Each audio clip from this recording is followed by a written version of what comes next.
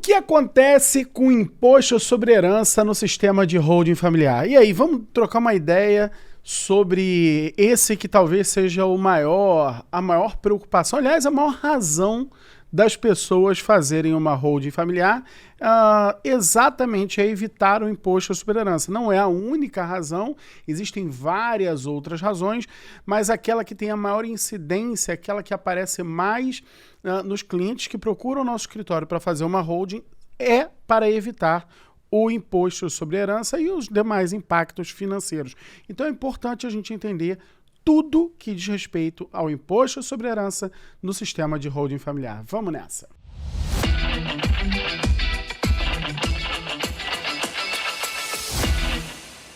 Seja muito bem-vinda, muito bem-vindo. Esse que é o nosso episódio de número 4 desse bate-papo aqui meu com a doutora Elaine Montenegro, Jornada ao Nível Ouro. O interesse aqui é municiar você sobre cada passo que você precisa dar em direção ao nível ouro. Doutora Elaine, que papo é esse de nível ouro? Explica. Nível ouro é o profissional que trabalha com holding familiar e que fatura mais de R$35 mil com holding familiar. É um marco. Exatamente, e recebe a nossa plaquinha, nosso troféu de nível ouro. É um troféu, exatamente. Estamos aqui, eu, professor Márcio Carvalho de Sá. E eu, Elaine Montenegro, para dar sequência a esse episódio da Jornada Nível Ouro.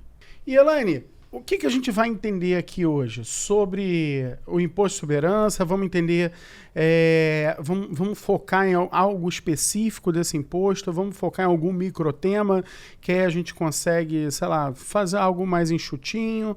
Acho que não, né? Vamos falar tudo. Tudo o que é preciso para entender, para compreender, para desmistificar sobre o imposto sobre herança. Beleza? Tudo isso nesse nosso bate-papo aqui de hoje. Então, já que vamos falar tudo até o final do nosso episódio, o advogado de elite que vai nos acompanhar até o final do episódio vai sair daqui conhecendo todas as etapas e tudo que envolve o ITCMD e como fazer para que o seu cliente, o filho do seu cliente, não tenha que pagar o imposto de herança. Mas, Elaine, você acabou de falar advogado de elite. O que é o advogado de elite? Explica para o colega que está chegando agora o que é advogado de elite para que ele não se torne um advogado pé rapado. É uma diferenciação que a gente faz aqui. Advogado de elite é o advogado que está inscrito nesse canal, que nos acompanha e que segue todos os passos desse canal para conhecer mais sobre holding familiar. Então, se você não é advogado de elite ainda, ou seja, se você ainda não está inscrito no nosso canal, faça isso imediatamente e ative a notificação. E não seja um advogado pé rapado, que é aquele que só vem aqui, vê uma coisa ou outra, vai embora, não se inscreve e também não atua com holding familiar e tende a ter uma advocacia pé rapada. E você falou ainda há pouco sobre o nível ouro, e os profissionais nível ouro também passaram por aqui, são advogados de elite também, porque passaram por essa jornada aqui. Para começar, Márcio, então vamos do início de tudo. O que é o ITCMD? Que imposto é esse? Lá na Constituição Federal tem um artigo que é o 155, e o 155 traz lá a previsão de todos os impostos que são estaduais, tá? Então, o caput do artigo 155 da Constituição diz lá o seguinte, ó, compete aos estados e ao Distrito Federal, tá? Instituir impostos sobre, então é uma autorização da Constituição dizendo que o Estado pode, sobre o que o Estado pode instituir impostos. E aí logo o inciso 1º vai dizer o seguinte, a transmissão, causa mortes e a doação de qualquer bens ou direitos. Então, são duas situações em que tem esse bendito imposto, que é um imposto estadual. Primeira situação, quando alguém falece, a transferência dos bens que eram de alguém que faleceu e vai para os herdeiros, ou mesmo herdeiros testamentários, ou legatários, às vezes não necessariamente herdeiros, mas legatários, isso paga um imposto. O mesmo imposto, em condições diferentes, paga as pessoas que, por ato entre vivos, faz doação, recebe um bem em doação para outro, de uma pessoa para outra. Esse é o ITCMD, Imposto sobre Transmissão, Causa Mortes e Doação. Esse é o ITCMD. Aí tem alguns estados que vai chamar de ITD, ITCD, não importa. Tá? ITCMD é isso. Márcio, eu vejo o pessoal confundir muito ITCMD com ITBI. Qual é a diferença entre esses dois? Boa. Isso normalmente não é o que acontece com advogado de elite, né? Advogado pé rapado que confunde, ok? Porque o cara que é advogado de elite, o pessoal que é do time Holding Brasil, por exemplo, nunca, jamais. Vamos entender. ITBI também é um imposto sobre transmissão de bens, ok? E por essa razão é razoável até haver alguma confusão. O ITBI, ele é um imposto municipal. Tá? Os impostos municipais, eles estão previstos também na Constituição Federal, no artigo 156, ok? E lá no 156, ok? Logo no inciso 2, tem lá a previsão que os municípios podem instituir impostos sobre transmissão intervivos a qualquer título por ato oneroso de bens imóveis. E aí o artigo continua, o dispositivo continua. Mas o que é importante saber? Olha, se a pessoa transmitiu um bem por um ato oneroso, ok? E é um bem imóvel, tem ITBI. Quando a gente fala de herança, que é por causa morte, ou doação, que é a título gratuito, é ITCMD. Então, diferença para você nunca mais confundir isso na vida. ITCMD, quando morre alguém ou quando alguém transfere um bem para outra pessoa, qualquer bem, por ato gratuito, a título de doação.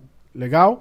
ITBI não tem morte envolvida. ITBI é quando pessoas vivas transferem qualquer bem, não, apenas bem imóvel para outro. Então essa é a diferença. É muito bom a gente já sedimentar isso. E o que é legal a gente sedimentar também, Elaine, o que é esse bendito ato oneroso? Por quê? Porque lá no artigo 155 da Constituição, no inciso 1, não tem a previsão assim, a título gratuito, só tem escrito que é doação. Ok? E a doação tem uma presunção de que doação sempre é a título gratuito. Tem umas controvérsias aí, mas é um juridiquês muito mais denso. Mas o ITBI não, o ITBI tem a previsão de que é um ato oneroso. Aí as pessoas pensam assim, beleza, é ato oneroso porque quando tem que pagar. Bom, se fosse para pagar, a Constituição diria mediante pagamento, mediante dinheiro, alguma coisa assim. Ok? Quando a Constituição fala por conta de um ônus, ok, por ato oneroso, ela não quis usar uma língua que é de outro planeta. Não, é desse planeta, é desse país, é do Brasil, é português. E por ato oneroso é aquilo que tem ônus. Ônus é qualquer obrigação que a outra parte tenha que assumir. Por vezes, essa obrigação é pagamento. Pagamento em dinheiro.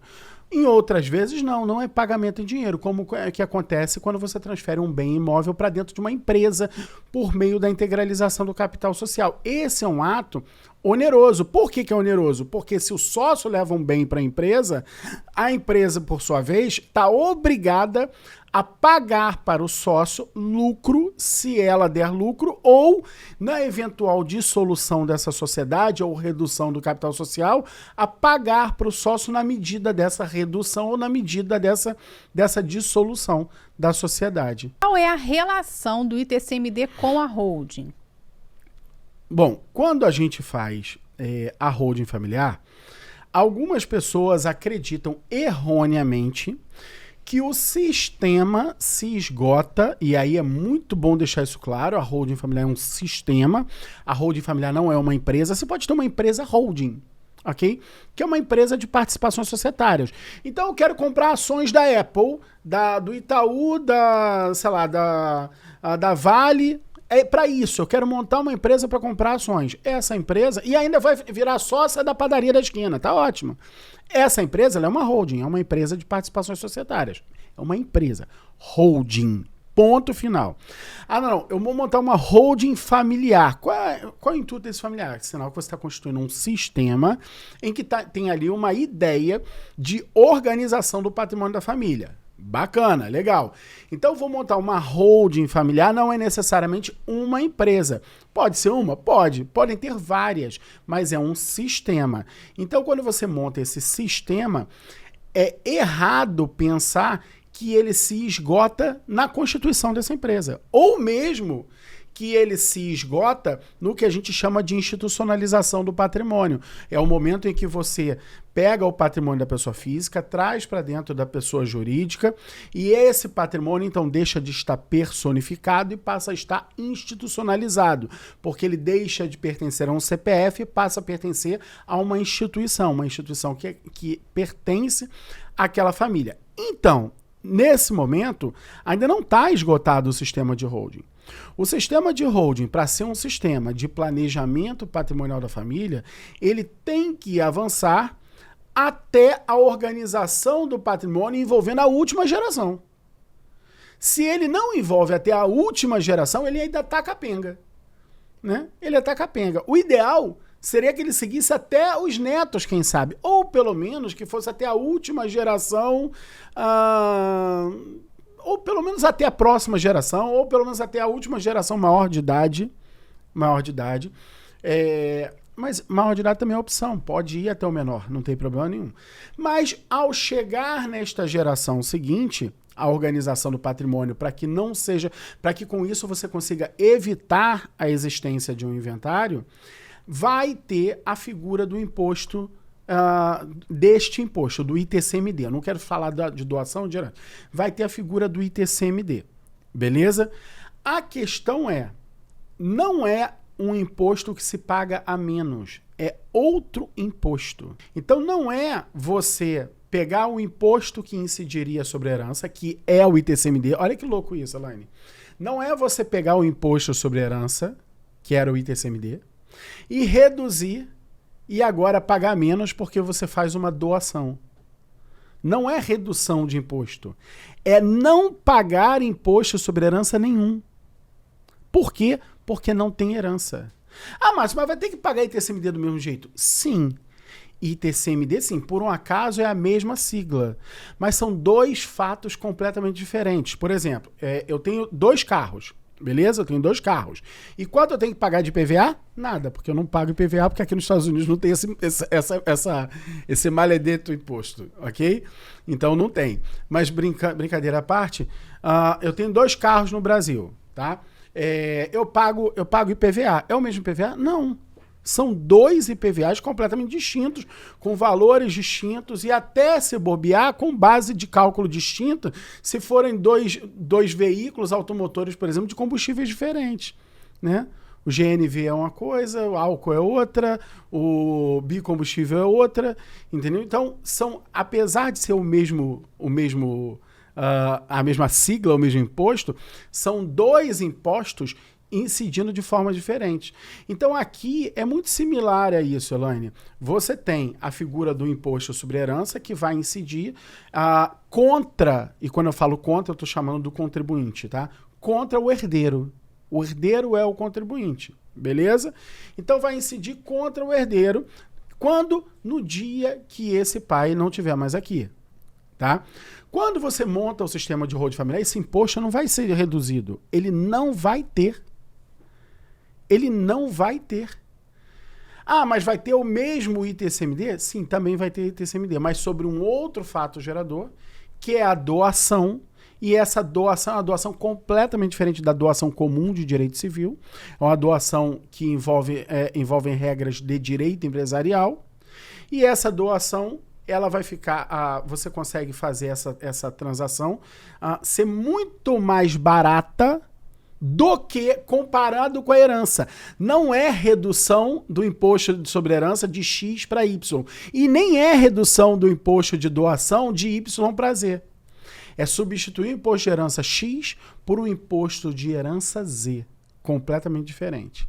E a lei é a mesma que vai tratar dessas duas possibilidades, tanto da doação quanto da herança. Mas como você muito bem falou, são dispositivos e naturezas distintas. A causa desse fato, ela é distinta. Quer explicar o porquê disso, Márcio?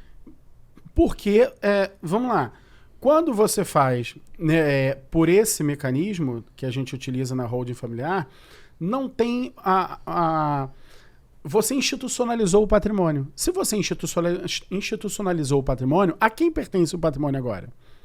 Agora o patrimônio é da família, não? Exato, pertence a essa instituição da família. E o que acontece quando essa instituição da família morre? A instituição da família não morre, Márcio. É isso aí, Elaine. Muito bem resistido à pegadinha. Não morre. Esse é o detalhe. A instituição da família não morre, ela vive para sempre. Quem morre são seres humanos. E seres humanos que já não são mais titulares de bens, ok? Se ele não tem nada, o que a pessoa pobre de marré, tem que fazer de inventário quando falece? Nada. Zero. Ok? Inventário de zero é zero. Não tem inventário. Beleza? Então, quando a pessoa que fez a holding falece, não tem inventário. O inventário simplesmente não existe. Ele acaba a existência do inventário naquela família. Beleza? E é por isso que a gente fala, Elaine, que o inventário vai acabar. E ele não vai acabar porque vai desaparecer da lei. Ele vai acabar porque um dia o povo brasileiro, assim como aqui nos Estados Unidos, assim como na Alemanha, na França, na Suíça, não é possível que esses países medíocres que eu estou citando façam e o Brasil não vá copiar. Ok? Mais cedo ou mais tarde vai. Então, essas famílias vão se dar conta que não pode deixar para o inventário, que o inventário custa caro, e não vai mais acontecer. Inventário só vai pegar incauto ou imigrante que não conhece a lei. Só, mais ninguém.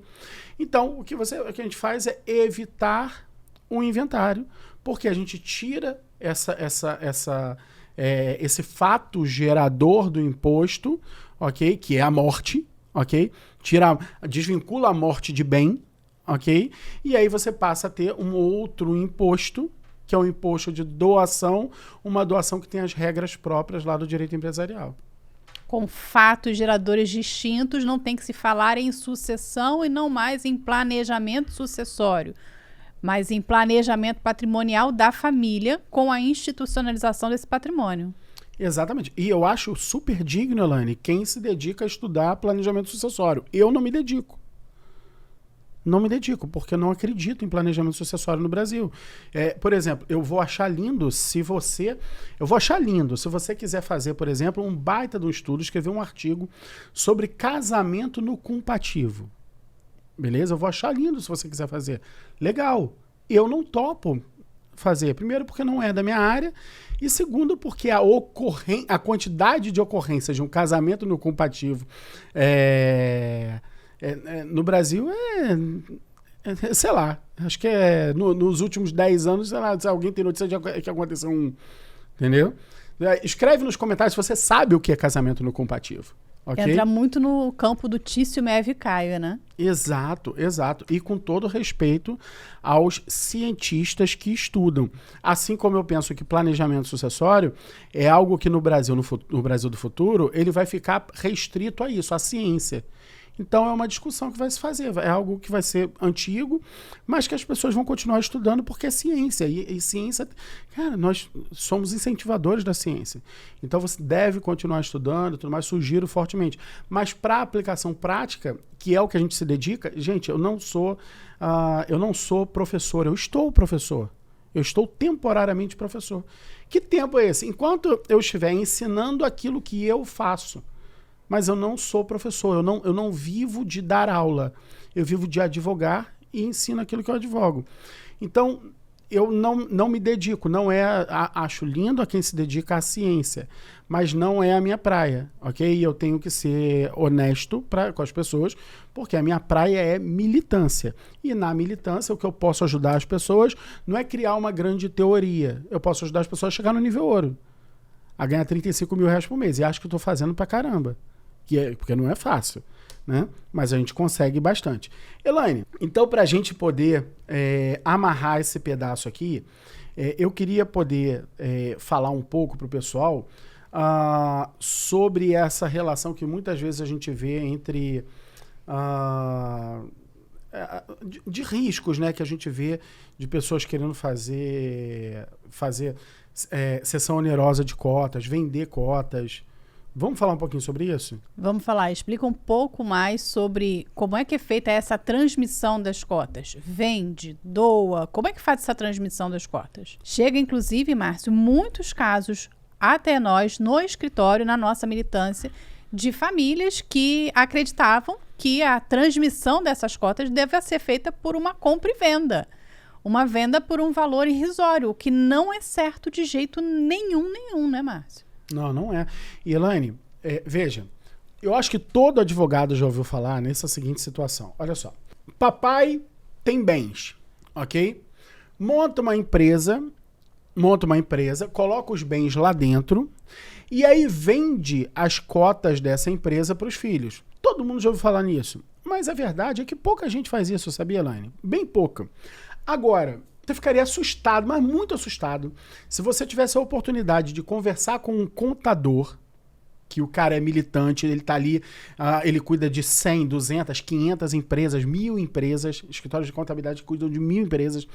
Então os caras veem o cotidiano das empresas o tempo inteiro, né? O tempo inteiro, eles vivenciam disso.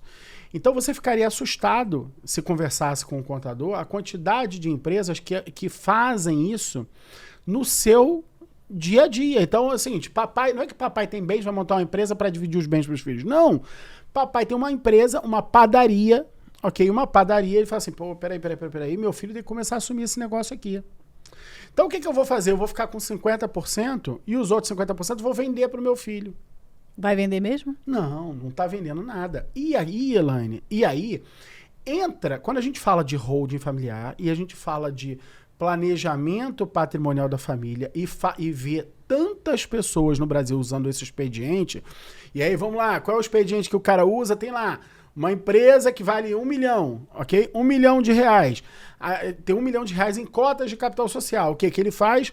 Ele vende lá, por exemplo, digamos que ele venda tudo pro filho. Venda 1 milhão. Então o cara vai vender lá 1 milhão de cotas e vai virar pro filho e vai falar assim, ó, olha, você vai me pagar em 100 parcelas de 10 mil reais cada. Legal.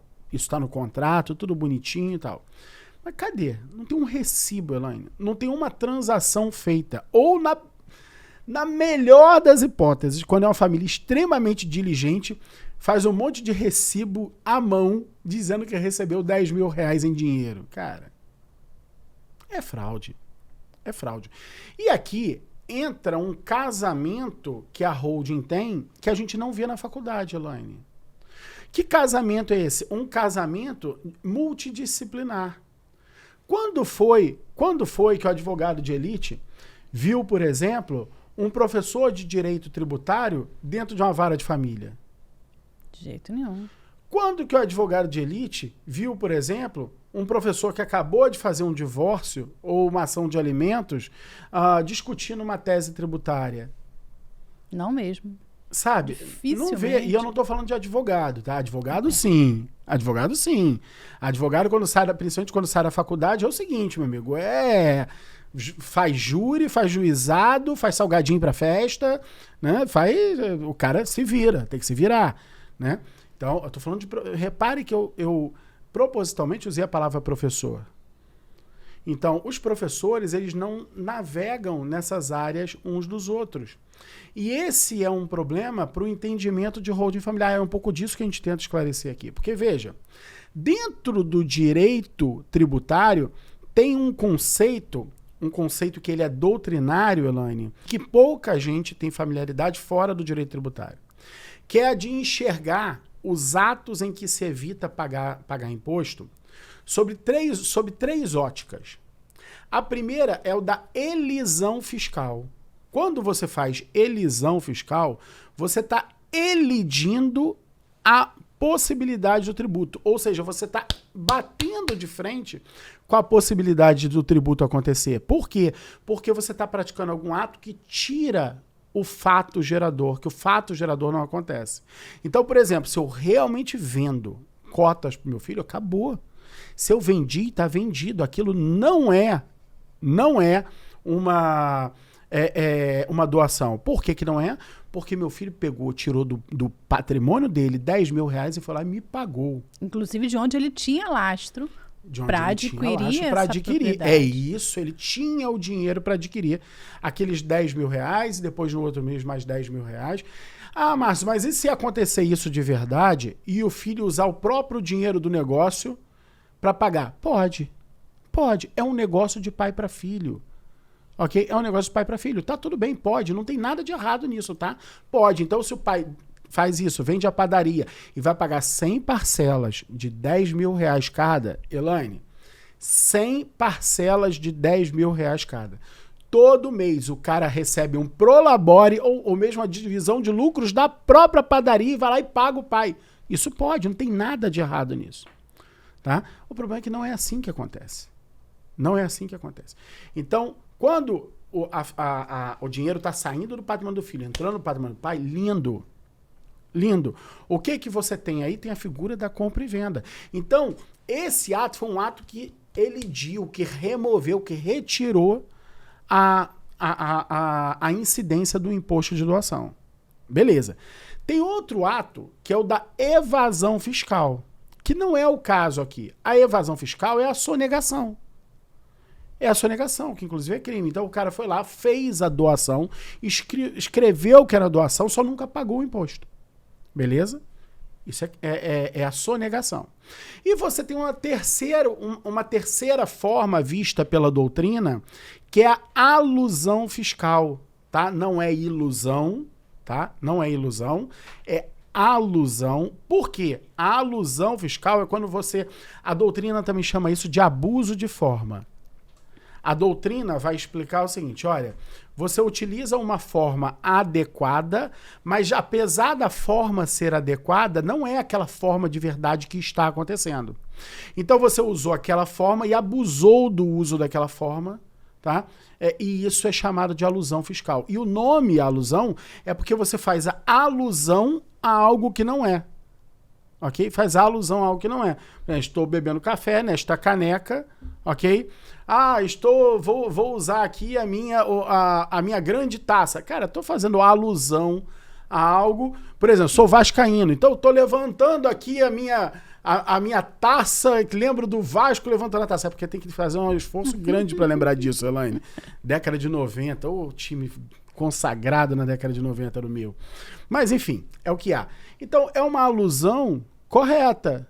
É uma alusão a algo que não é uma taça, é uma caneca, mas é uma alusão justa. Tá entendendo? Quando eu faço essa alusão a algo que não é, vou aproveitar e pegar garfo e faca para comer aqui nesse prato. Cara, isso é uma caneca, isso não é um prato. Então eu estou fazendo alusão a algo que na verdade não é. No nosso caso, no nosso exemplo aqui, para ser um pouquinho menos etéreo, tá? No nosso exemplo, esta família está praticando alusão. Por que ela está praticando alusão? Ela está dizendo que é uma compra e venda, a forma está correta de se evitar o tributo, mas essa compra e venda não está acontecendo, não está sendo concretizada. Por quê? Porque para concretizar o ato de compra e venda, precisa haver o pagamento. Sem o pagamento, o ato de compra e venda não se aperfeiçoou. Então está acontecendo uma alusão fiscal. Legal. Esse é o direito tributário agindo. Quer falar? Não? Esse é o direito tributário agindo. E aí, tem outro... Então você tem um risco potencial, que é o risco tributário, o risco do fisco entrar nesse negócio e falar assim, isso aqui está errado e tudo mais. Agora... Lá nos escritórios de contabilidade, os nossos colegas que são contadores vão contar isso para nós, advogados, e vão falar o seguinte, esse é um risco potencial. Mas sabe o que acontece, Elaine? É um risco potencial ínfimo. Olha que isso. Poucos são os casos em que isso realmente termina numa autuação. Pouquíssimos. Tem que ser um negócio de uma monta muito grande. Tem que ser um negócio envolvendo o patrimônio de uma família inteira. Ou seja, para nós não presta. Talvez preste para o cara da padaria que está dividindo lá os bens para o filho, que o risco é potencial, mas, cara, é parecido com o risco de você sair no Rio de Janeiro e tomar um tiro. Entendeu? Talvez esse seja maior. Mas, infelizmente, porque é a minha cidade maravilhosa, a cidade que eu amo. Cara, mas é um risco. É um risco. Quando a gente fala de botar todo o patrimônio da família e fazer uma ação dessa, aí, Elaine, é o risco de você entrar no meio de uma operação do BOP, ok? E tomar um tiro dentro de ocupação de uma comunidade, sei lá, para destruir o tráfico de drogas numa comunidade, e o risco de tomar um tiro naquele momento. Cara, aí o risco não é potencial. O risco é iminente, ok? Então, é outra parada. Mas esse é o risco tributário.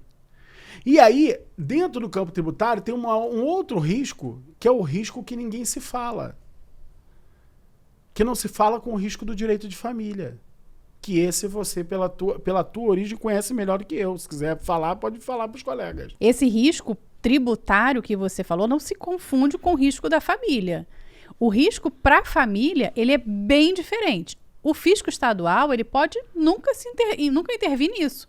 Mas na família, quando faz esse tipo de operação, que se chama de compra e venda, mas é uma doação, isso lá na frente pode intervir nessa relação familiar. Inclusive, se for uma doação disfarçada, porque ela não teve uma cláusula de incomunicabilidade. Porque o artigo 1668, ele fala da possibilidade dos bens que forem recebidos em doação com cláusula de incomunicabilidade não se comunicarem com o patrimônio do filho, se for esse o caso.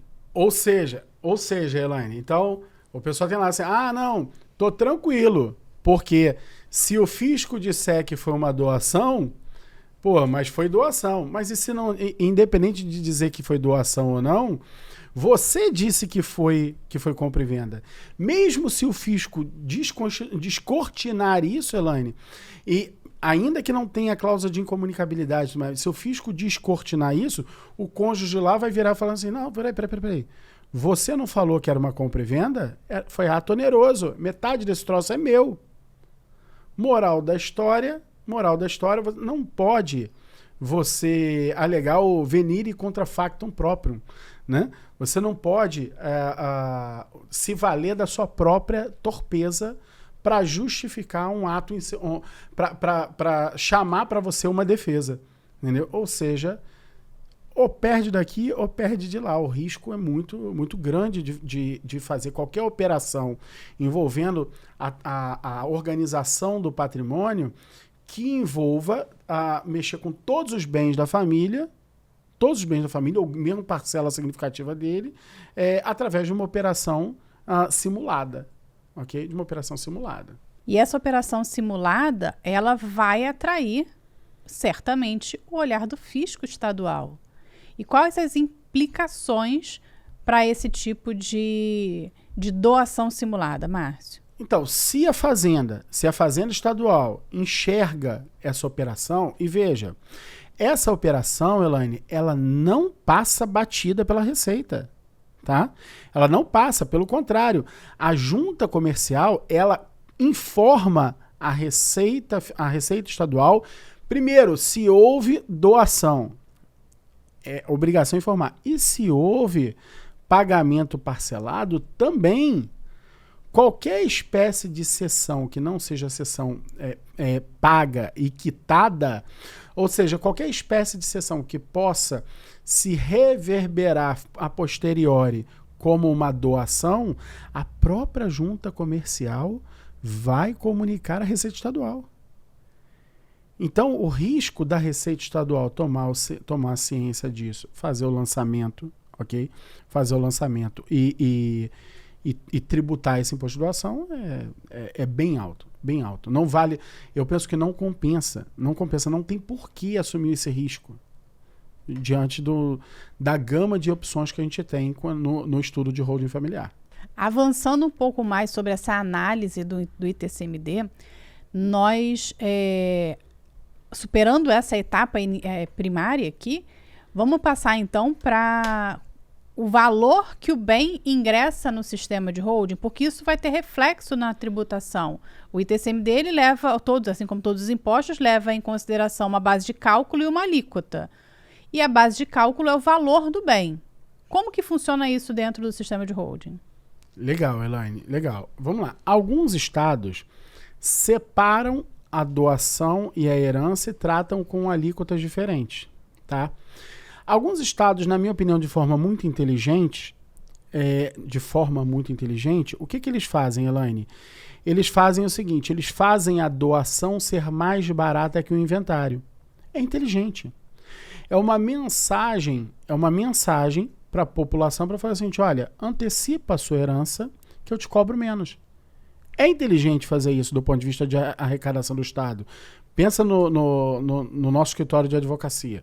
Tem lá os clientes de holding que a gente segmenta o pagamento, né? Normalmente, como é que a gente faz? O cliente paga uma entrada, né? Depois ele paga uma segunda parcela quando a gente entrega todas as minutas e ele paga uma parcela final quando a gente finaliza o serviço. Inclusive é a maior parcela, quando a gente finaliza o serviço. Olha só isso, se o cliente virar para mim e falar assim, mas você topa receber antecipado e eu ter 10% de desconto, cara, faz sentido, eu posso negociar isso com o cliente, não tem problema nenhum nisso. Por quê? Porque com aquele é um adiantamento de recebível e eu como empresário vou olhar para aquilo ali e vou ver aquilo ali como fluxo de caixa que gera mais dinheiro na minha advocacia. Lindo, ok? E tá tudo bem fazer isso, né? E o Estado tem a mesma intenção. Então o Estado enxerga aquilo ali e trata essa alíquota de forma diferente. Mas poucos são os estados que fazem isso. Poucos. A grande maioria dos estados trata a doação e a herança com a mesma alíquota. São impostos diferentes, são fatos geradores diferentes, mas eles utilizam a mesma alíquota. Por exemplo, Rio de Janeiro. Se a pessoa deixa um bem de 2 milhões de reais, ela, como herança, o filho vai pagar 8% sobre esses 2 milhões. Vai pagar, olha isso, um bem de 2 milhões de reais, que o valor de mercado é 2 milhões de reais. Ele vai pagar só de imposto 160 mil reais. 160 mil reais. Ah, beleza, é só tirar do imóvel. Não, não é só tirar do imóvel. Se ele não tem, ele é o contribuinte. Se ele não tem, primeiro ele vai ter que vender o imóvel, vende mais barato, aí começa. Paga imposto de renda sobre ganho de capital, blá, blá, blá, blá, blá, enfim. E se só tem um imóvel, não tem como você tirar daquele imóvel. Você Não vai tem. tirar o imóvel. É isso, vai vender o imóvel. Então, o cara, se falece, o filho paga 160 mil reais. 160 mil reais. E, pô, onde eu morava lá na Barra da Tijuca, Elaine, era um condomínio com 490 unidades e todos os prédios, todos os apartamentos eram de 2 milhões de reais. Todos. Entendeu? Então é um ótimo exemplo. 490 unidades, 490 pessoas que precisavam de uma holding só no prédio que eu morava, no condomínio que eu morava. E aí, você tem essa família que quer fazer, então vou adiantar a doação, vou doar esse imóvel. Cara, não vai mudar nada. Ele vai pagar 160 mil reais. 160 mil reais. Tá? Não vai mudar nada. No sistema de holding familiar, quando você traz isso para dentro de uma empresa, tá? O Estado quer que você faça isso. Assim como algumas unidades da federação, e aí eu estou falando o Estado estrito senso, né? Unidade da federação, a UF, assim como alguns estados querem que você antecipe a doação, o Estado brasileiro, esse quer muito, não é que você antecipe a doação. O Estado brasileiro deseja muito que você não tenha bens em nome próprio. Ele deseja que você pegue os seus bens e coloque dentro de uma empresa. E aí a gente dá sempre o exemplo do celular, né, Elaine? Pegou aqui o celular, tá em nome da pessoa física, ela liga, entra no WhatsApp, dá bom dia pro grupo da família, né? É o que ela faz. Quando você bota isso, pega esse celular, bota dentro da empresa, dá na mão do funcionário, ele faz uma venda, ele atende um cliente, ele gira a economia. Então o Estado brasileiro enxerga que é bom para o Brasil levar bens para dentro de pessoa jurídica. E aí o que ele faz? Lá na lei do imposto de renda, ele toma esse cuidado. O que ele faz? Ele fala assim, não, peraí. Se você quiser trazer o seu bem para cá, para dentro da pessoa jurídica, fica tranquilo, porque eu não vou te cobrar imposto de renda. Você não vai ter que apurar ganho de capital. Isso é o que está no artigo 142 do decreto 9.580, que é o decreto que organiza a legislação de imposto de renda no Brasil. Para estimular a União, ela confere essa benesse de não tributar. E aí, Elaine, eu só corrigiria uma palavra, benesse. Porque não é uma benesse, é uma política de Estado. Não é um benefício que ela está praticando para o contribuinte. Não é uma graça. É interesse dela. Ela está atendendo ao interesse dela. Por quê? Porque se esse cara tira o bem do nome próprio e bota dentro de uma pessoa jurídica, o Estado brasileiro entende que aquilo ali é para o benefício de todos. Entendeu? Então traz essa regra. E aí, olha só o que essa regra faz para o sistema de holding familiar. A família que hoje tem um bem de 2 milhões de reais, esse bem foi adquirido, por exemplo, por 400 mil, 300 mil, vamos botar 400 mil, Elaine. Um bem de 400 mil reais adquirido há 20 anos atrás, você podendo trazer ele para dentro da empresa por 400 mil reais, na hora que for feita a doação, a base de cálculo ela muda. Ela muda de 2 milhões para 400 mil. E esse é um imposto que tem alíquota progressiva. Então, quanto menor a alíquota, menor a base. Então, o cara sai de 8% de 2 milhões e cai para 4% de 400 mil. É um troço louco. Ele sai, olha isso, Elaine, ele sai de 160, ok? 160 mil para 16 mil. É por isso que a holding se tornou esse fenômeno, porque as pessoas viram uma economia que era surreal deixar de fazer, porque ao deixar de fazer está prejudicando aquela pessoa que para ela é mais importante do que ela mesma, que é o próprio filho. Prejudicando o próprio filho e abrindo mão de todo o esforço que ela empregou ao longo da vida para poder fazer para fazer a construção daquele patrimônio. Agora, nem sempre o valor do patrimônio vai influenciar nessa base de cálculo. Como que isso pode acontecer? Então, quem trabalha com holding familiar, em especial quem é membro do time Holding Brasil, as pessoas dominam algumas outras técnicas que elas conseguem fazer com que o sistema fique mais barato. Com que o sistema fique mais barato. Com que reduza o ITCMD? Não. A gente não consegue reduzir o ITCMD. Fazer com que a gente tenha um outro ITCMD envolvido. E aí é uma técnica um pouco mais sofisticada, por exemplo, como a técnica do sistema de 3 células, como técnica de domicílio fiscal mais vantajoso. Mas a de 3 células, por exemplo, não importa o valor do patrimônio. Não importa se o bem entra por 2 milhões ou por 400 mil. Não é isso que vai fazer diferença. Então é possível você fazer, por exemplo, no mesmo imóvel de 2 milhões, ter uma base de cálculo de 10 mil reais. Então, olha isso, Elaine. Não é sair de 160 mil para 16 mil ou para 400 reais, que seria 4% em cima de 10 mil. Ok? Não é essa a conta. A conta é o seguinte, é não ter o imposto sobre herança, que teria uma base de cálculo de 2 milhões de reais e alíquota de 8%, ok? É não ter um imposto de doação dentro da célula cofre, ok?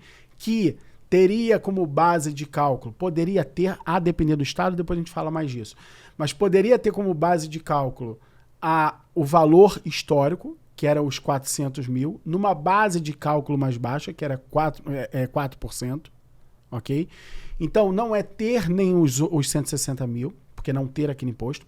Não é ter os 160 mil, porque não vai ser esse imposto. Então, nós não estamos falando de redução de imposto. Nós estamos falando de um planejamento em que você faz incidir um outro imposto, que também é ITCMD, sobre um outro fato completamente diferente, que é a doação acontecendo na célula destino, completamente fora do sistema como um todo. O que não tem como repercutir nenhum tipo de simulação, porque é fora do sistema. É fora do sistema. E aí, uma doação que vai ter lá uma base de cálculo de 10 mil reais, por exemplo, tá? Poderia ser de 10 milhões, a depender do patrimônio. Podia ser de 100 mil, podia ser de 1.000. Nós estamos falando de um exemplo aqui de ter uma base de cálculo que seria não de 2 milhões, não de 400 mil, mas de 10 mil reais.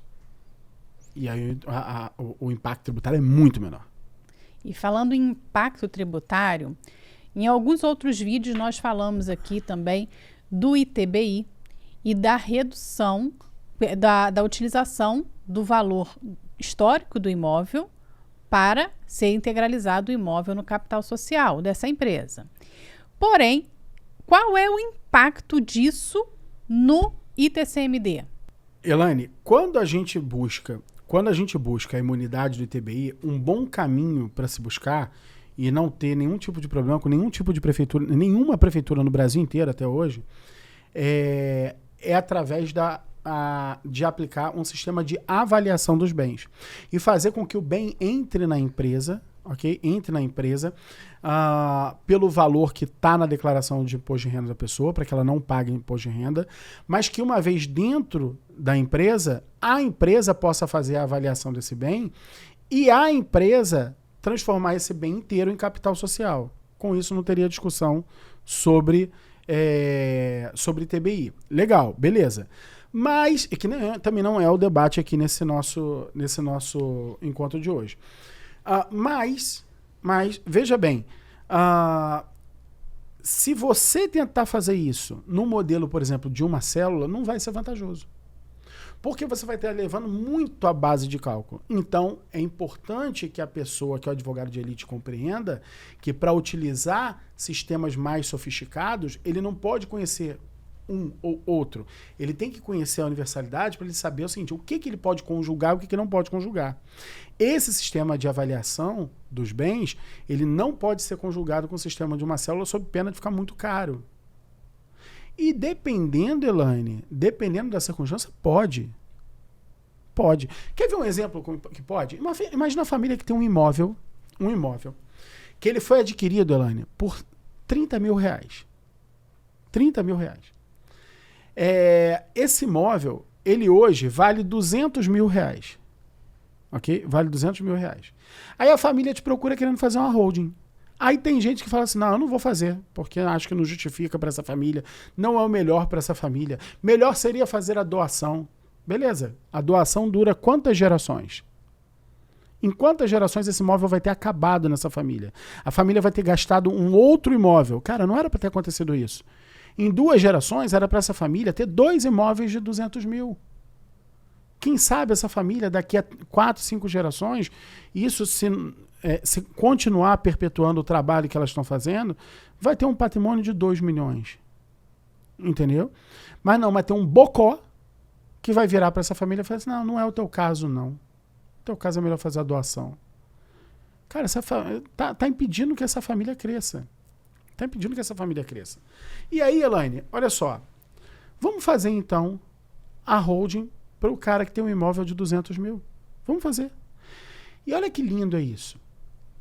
Eu sugeriria mudar o domicílio fiscal dessa pessoa. Se essa pessoa não fosse do Rio de Janeiro, eu faria no Rio de Janeiro. Porque no Rio de Janeiro, olha só isso, Elaine, ela pode parcelar o imposto em até 60 vezes. Em até 60 vezes. Então, aquilo que aparentemente não valia a pena para essa família, começou a fazer muito sentido. Porque ela traz o imóvel, pode até não ter problema nenhum com o ITBI, fazer a avaliação e tudo mais, e parcelar isso em 60 vezes. É o único estado no Brasil que hoje está admitindo o parcelamento. Então, o Rio de Janeiro, que é um dos piores estados, tá? Tem a alíquota mais alta de todos, para um patrimônio alto, para pequena monta, ele virou o paraíso fiscal do ITCMD. Mas isso você descobre como? Militando. Militando, descobre na guerra. Descobre na guerra, não é no livro, é na guerra. Ok? O livro de estratégia só te dá o desenho.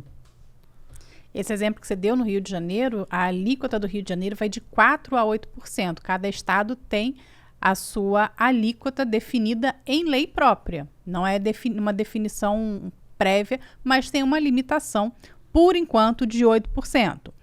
Existem alguns estados que eu sei bem que essa legislação atrapalha a realização da holding.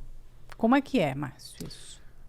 Tem exemplos, né? Por exemplo, Paraná e Pernambuco. São duas leis muito parecidas. Paraná e Pernambuco. E aí se liga. Projeto de lei número 250 em São Paulo. É Ctrl-C, Ctrl-V dessas duas legislações. O que eles falam? A base de cálculo é o valor patrimonial da empresa. Tá certo isso. É assim que se calcula. Mas eles falam o seguinte: se o capital social desta empresa foi formado por meio da incorporação de bens imóveis há menos de 5 anos, ou seja, fizeram uma lei para holding, né? Há menos de 5 anos, o Estado vai avaliar o valor dos imóveis.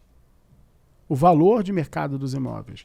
Para mim, isso está completamente equivocado. Para mim, isso é inconstitucional e tem natureza de confisco.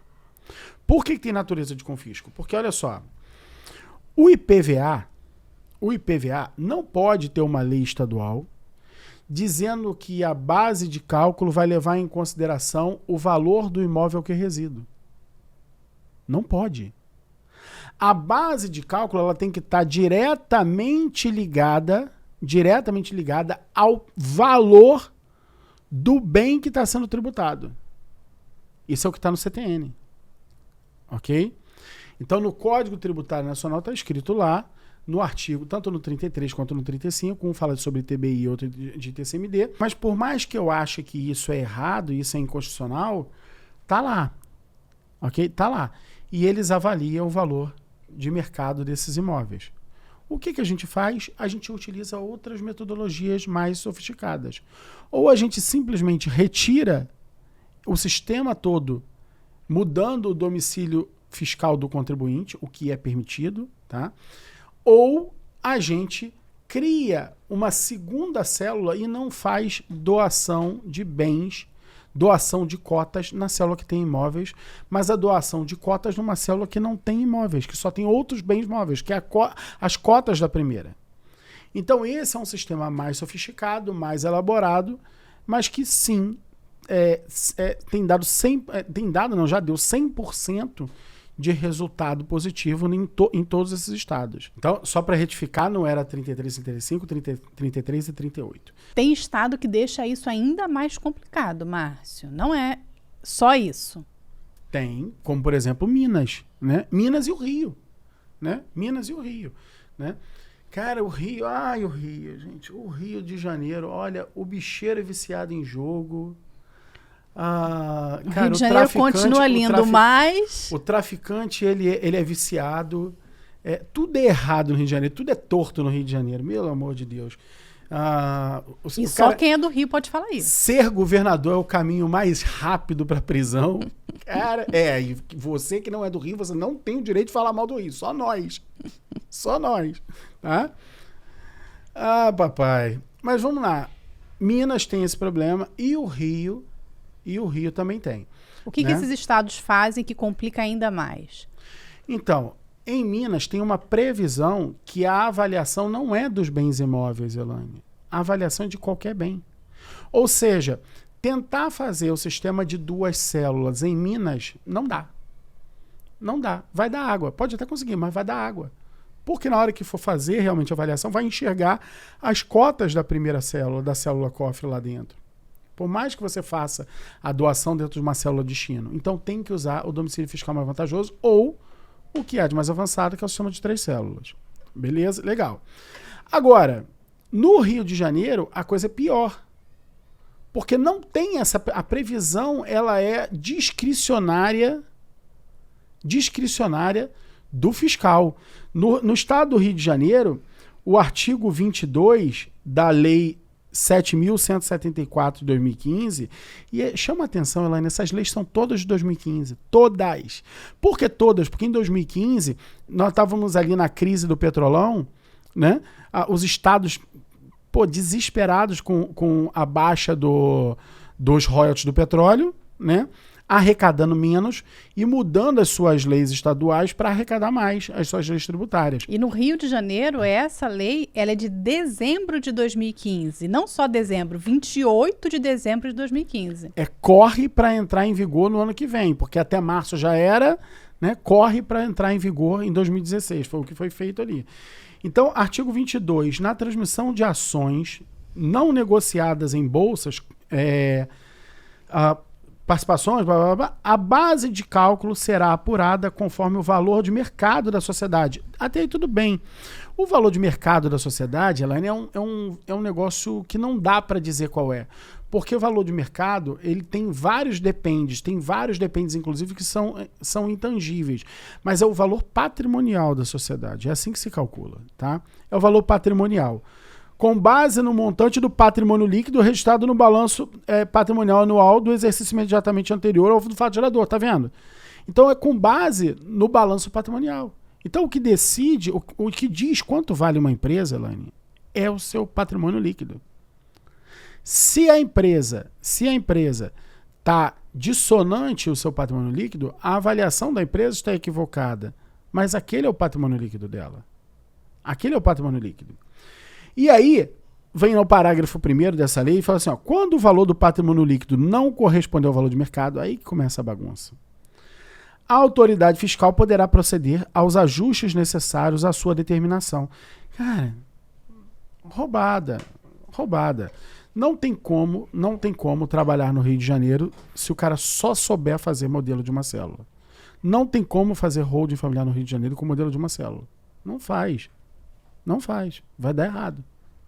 Mas tem como fazer, só não tem como fazer com de uma célula, né? É modelo de 3 células no Rio de Janeiro, é domicílio fiscal mais vantajoso.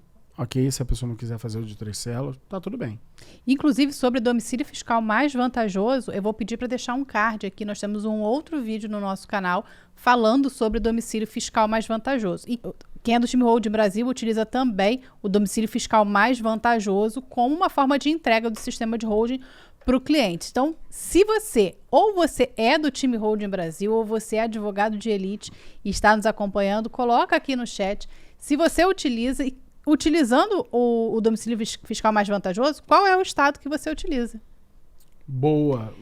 Agora, no Rio de Janeiro, que você estava falando como exemplo, nós temos uma tributação pesada, mas ainda pode ficar pior, né? Tudo tende a ficar pior para o contribuinte no Brasil. Sim, Elaine, vamos lá, sem querer fazer discurso político aqui, político partidário e tudo, mas veja, toda vez que alguém falar sobre... pensa só uma coisa. Povo brasileiro, jamais vote em alguém que promete reforma tributária. Não vote em alguém que promete reforma tributária. Vamos lá. Sabe quando que você vai para uma assembleia do condomínio e falar o seguinte, olha, vamos fazer uma reforma onde vai me custar os tubos e eu nem tenho muita certeza de como esse dinheiro vai ser usado, e você vai lá e cegamente vota a favor? Cara, ninguém vota a favor disso. Vota quando é provado por A mais B que tem que fazer, que é necessário e tudo mais e tal. Ah, não, porque a gente vai mudar a cor da fachada e é uma tinta ultra especial que vai custar 100 mil reais por metro quadrado. Cara, quem vai provar um troço desse? Ninguém. Então, a mesma coisa, é o mesmo sentido, Elaine, sobre a reforma tributária. Pensa só, o cara que vota na reforma tributária, o salário dele é pago pelo tributo. E não é só o salário dele que é pago pelo tributo. O auxílio paletó é pago pelo tributo. O auxílio viagem, o auxílio creche e todos os outros auxílios que você, trabalhador comum, não tem, é tudo pago pelo tributo. O assessor que ele tem é pago pelo tributo. Então veja, qual é a chance de você, de um servidor público virar para mim e falar assim, eu vou fazer a reforma tributária, confia em mim. Eu confiar nele? Nenhuma chance. Nenhuma. Por quê? Porque ele é um cara mal intencionado? Não, Elaine. Não tem nada a ver com a má intenção. Tem a ver com o problema está na barriga dele. Entendeu? Está na barriga dele. Ele não tem condições de legislar contra a causa própria. Não tem como. Não tem como. No direito penal eles chamam isso, Elaine, de inexigibilidade de conduta adversa. Ok? É pedir para a mãe não mentir em juízo contra o filho. Não dá para virar para a mãe e falar assim, você jura dizer a verdade? Não dá. É mãe. Não dá para punir o assassino que esconde o cadáver. Porque é próprio do crime querer ocultar o crime. Ocultação de cadáver e aí o pessoal do direito penal pode falar melhor do que eu. Mas pelo menos aprendi lá com a professora Ana Cristina Mendonça. Ela falava, cara, ocultação de cadáver não é compatível com homicídio. Não é nosso tema aqui, mas lembrando aqui, os bons tempos. Veja, não dá para exigir do agente público que vote contra ele mesmo, Elaine. Então, fica a dica, hashtag fica a dica. Todas as vezes que você escutar um político falando vamos fazer a reforma tributária, não vote nesse cara. Porque ele não tem condições isentas de fazer algo assim. Não tem.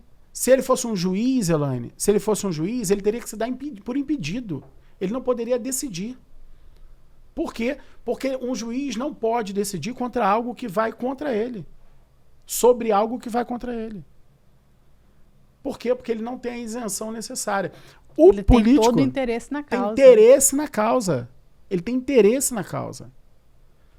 Ok? E aquela decisão seria nula se fosse descoberto o interesse na causa dele. Entendeu?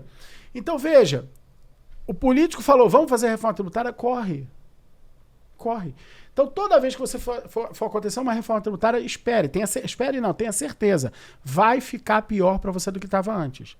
Porque nunca eles vão fazer para reduzir o impacto. Não, porque nós vamos simplificar o sistema. Não existe simplificar o sistema. Simplificar o sistema são formas, se não mudar nada na alíquota, é uma forma de arrecadar mais, de combater a sonegação, tudo mais, mas é uma forma de arrecadar mais. A CPMF, Elaine, sabe qual era o grande argumento da CPMF? A CPMF era um imposto que facilitava a fiscalização. Por quê? Porque eu tenho o sigilo bancário. Com a CPMF não tem sigilo bancário. Se entrou R$100 na tua conta e esse R$100 mandou 1 centavo para o governo sabe que entrou R$100 na sua conta. Entenderam? Esse era o grande argumento deles. Então, não tem reforma tributária favorável.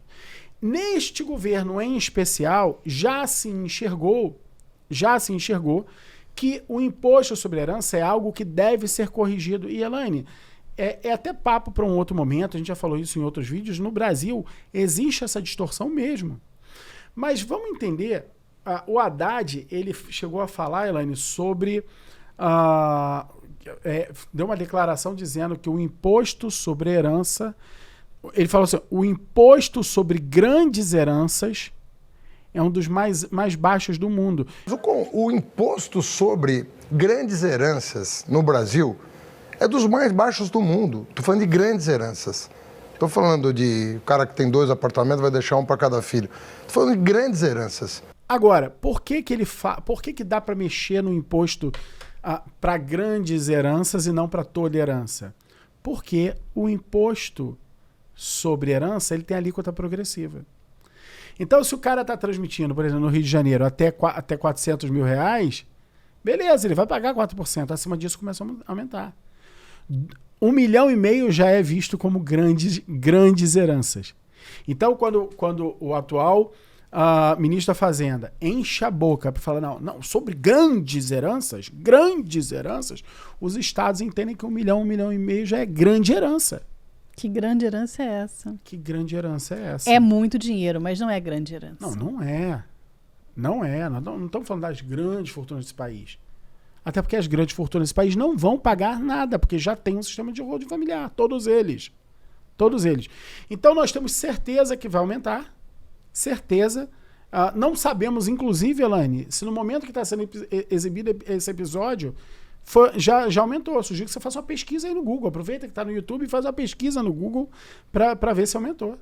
Porque o risco é enorme. Vai aumentar a qualquer instante. Agora, legal. Então, quando aumentar, todo mundo vai fazer holding. Sim, vai. Mas sério mesmo, eu não quero viver de inventário.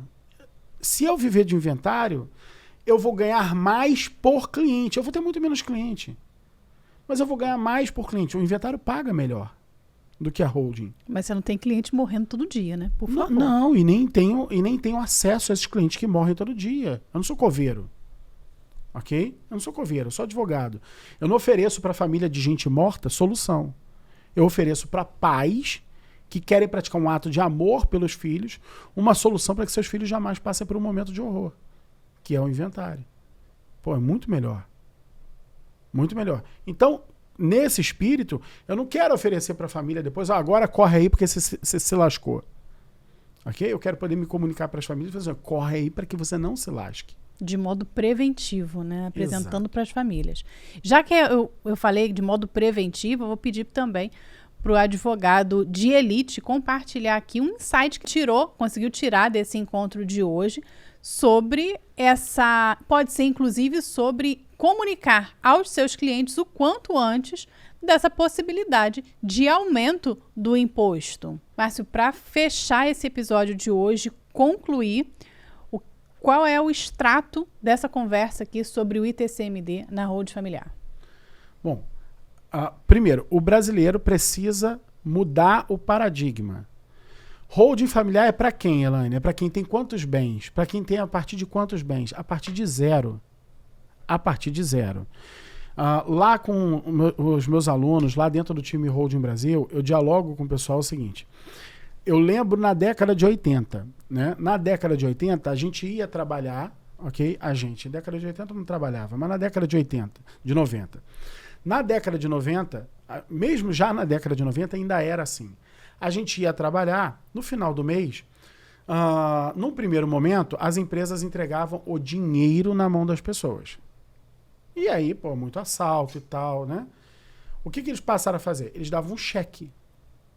Davam um cheque. E aí quem era assaltado não era a empresa, era o trabalhador. Ia no banco sacar, descontava e era assaltar. Mas fazer o quê? O trabalhador ganhava um cheque. Ia no banco, que normalmente o banco da empresa ficava próximo à sede da empresa. Ele ia no banco, descontava. A hora do almoço, do dia do pagamento, Elaine, era uma hora que ninguém almoçava. Todos os funcionários da empresa se encontravam na fila do banco. Porque estava todo mundo lá para sacar o seu cheque do pagamento.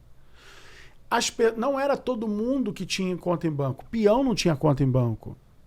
Ok? Quem tinha pequenos salários não tinha conta em banco. Por quê? Porque naquela época, Elaine, para você ter conta em banco, a conta era um produto. O banco só te dava a conta se você tivesse dinheiro. Então tinha que ter um negócio chamado depósito mínimo para você abrir a conta. E não era pouquinho. Então não era qualquer um que podia ter conta em banco.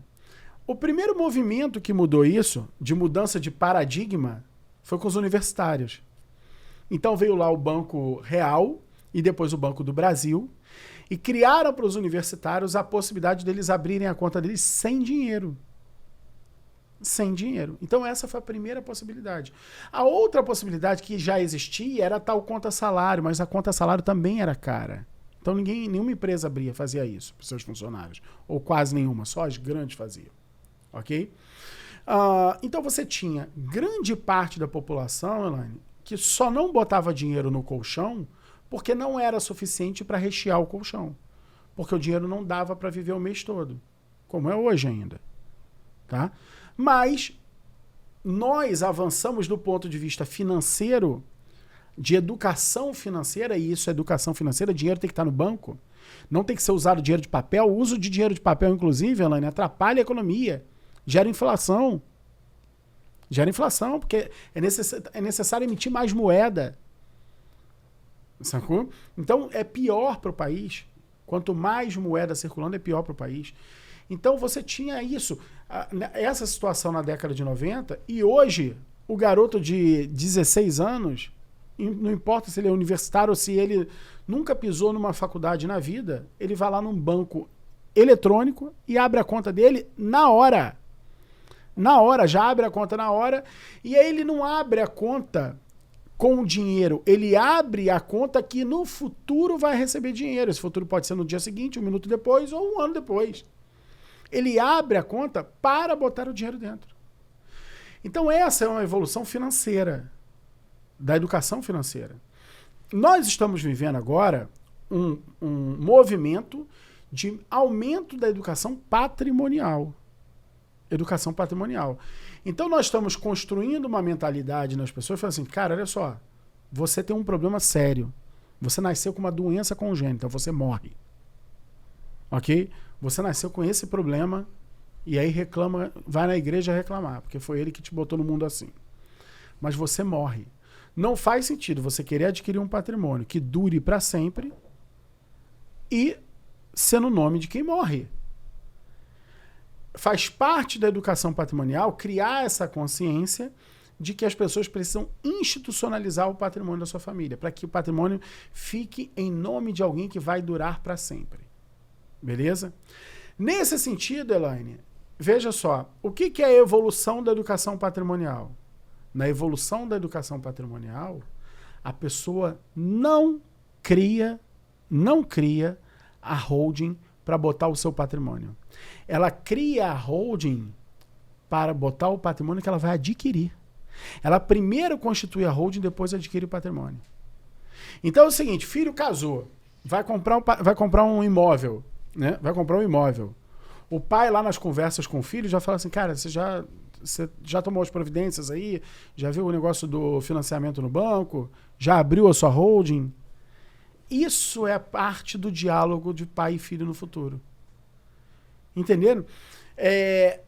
Entendeu, Elaine? Esse é o rumo da educação patrimonial. E nesse novo rumo, acabou. Imposto sobre herança é um negócio que não vai existir.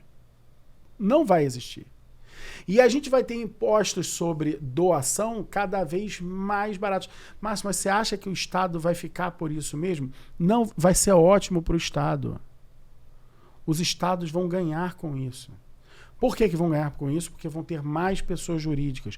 Elaine, aqui nos Estados Unidos, como é que funciona? Todo mundo tem empresa. Todo mundo tem empresa. Porque o Estado aqui ele ainda é mais forte nesse sentido. Ele é mais... é mais pressionador nesse sentido. É o seguinte, você ganhou $1 milhão ao longo do ano, ok? Legal, vamos lá, me pague imposto de renda, mas se você levou esse dinheiro para dentro de uma empresa, ou ganhou esse dinheiro pela empresa, e aí botou a empresa para adquirir um automóvel, ok? Ou botou a empresa para pagar determinadas contas. Todas as contas na América são pagas pela empresa. Todas. Aqui a conta de luz do cara é paga pela empresa, o aluguel, tudo é pago pela empresa. O mortgage, que é o financiamento da casa. Várias contas são pagas pela empresa. Por quê? Porque aí o cara só vai pagar imposto de renda depois sobre o resultado e não sobre R$1 milhão que ele faturou como pessoa física.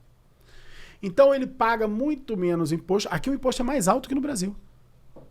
A alíquota é mais alta que no Brasil. E aqui não tem esse papo de empresa fazer lucro presumido. Não tem isso. É tudo lucro, só existe o lucro real. Ok? Então, o que o cara faz? Ele monta uma empresa. E tem um negócio que no Brasil tem também hoje em dia, que é o QuickBooks. Aqui todo cara que tem uma empresinha tem um QuickBooks. Não tem mais no Brasil, não. Não tem mais? No Brasil acabou. Que pena, porque aqui tem. Todo mundo usa. Porque precisa ter um sisteminha de controle para ver quanto é que o cara gastou, quanto é que... Então a contabilidade do cara aqui, o cara tem uma vida financeira ativa pra cacete. Entendeu? Que ele tem que ter. Então essa evolução patrimonial que tem nesses países mais desenvolvidos, ela vai chegar no Brasil. Ela vai chegar no Brasil. Essa educação financeira também é importante. A educação financeira ela já está vindo. Ela já está vindo. Você tem hoje... A gente vê isso no escritório, Elaine. Clientes com 70 anos, 80 anos que investem na Bolsa de Valores. Que tem a sua conta lá na XP e tem 20 investimentos diferentes. O cara com 80 anos de idade, com 20 investimentos diferentes. Então isso acontece muito. Coisa que não acontecia no passado. O que isso muda em relação ao imposto sobre herança? Esse imposto não vai existir no futuro e ainda assim vai ser bom para os estados. Agora, você vai ser o cara que vai estar usando máquina de escrever quando o mundo inteiro está com Windows 95, ou você vai esperar chegar a internet para poder falar para a internet e chegar o Google, chegar a inteligência artificial para você falar, acho que está na hora de ter um computador. Ou você vai acompanhar a evolução do mundo ou você vai se lascar no atraso. Vai ter que correr atrás do mundo porque o mundo não vai mais funcionar no mesmo ritmo que você. E no nosso caso aqui, quando a gente fala de patrimônio da família, quem se lasca todo são os filhos. Esse é o problema. Mas tem solução para isso. A solução se chama Hold Familiar e a solução está disponível para você que é advogado de elite. Solução está dada, entregue aqui completamente com todos os elementos para entregar o melhor serviço para o seu cliente advogado de elite. Mas foi um prazer enorme estar contigo nesse episódio de hoje. Espero estar novamente no próximo aqui para entregar mais conteúdo para advogado de elite. Você que ainda não é advogado de elite, não deixa para depois. Faz agora mesmo a sua inscrição nesse canal para você se tornar um advogado de elite. É isso aí, eu te vejo no próximo episódio. Um grande beijo no seu coração, um forte abraço, fique com Deus. Até mais!